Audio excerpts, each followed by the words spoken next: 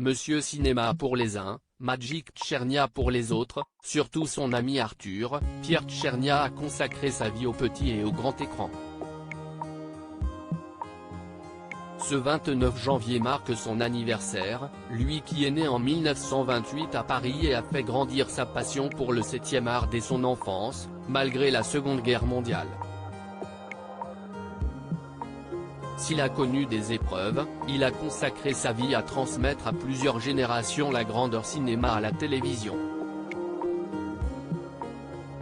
Les dernières années de sa vie sont toutefois marquées par une santé qui s'est inexorablement dégradée. Mais le principal intéressé n'a pas laissé les qu'un dira-t-on parler à sa place. Souffrant d'une mobilité réduite, s'est au calme dans une maison de retraite que Pierre Tchernia a passé ses vieux jours. Son ami le journaliste Yves Calvi avait donné de ses nouvelles dans les pages de VSD en 2015, quelques mois avant son décès le 8 octobre 2016.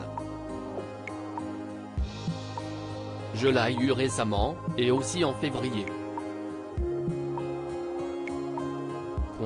Franchement, il va bien. Sauf qu'il n'a plus de mobilité et c'est ce qui le ronge le plus.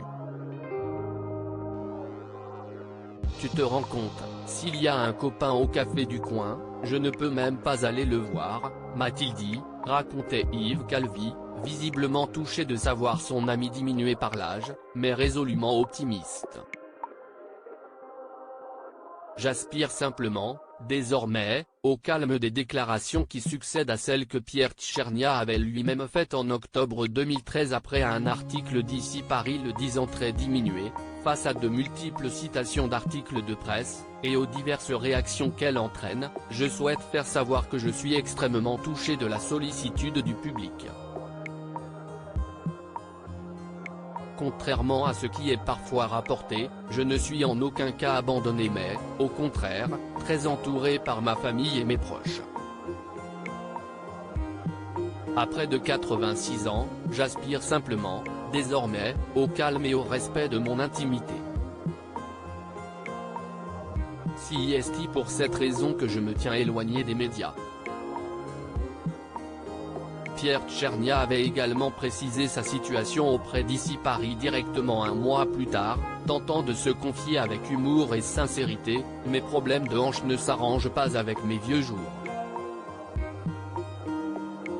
Ce qui m'oblige à utiliser une chaise d'infirme pour mes déplacements.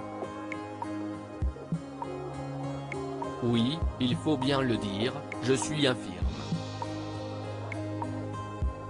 Dépendant de son fauteuil roulant, il se disait seul, mais pas abandonné par sa famille qui l'a toujours soutenu. D'après nos informations, c'était l'abandon des gens du métier qui lui a fait le plus de peine.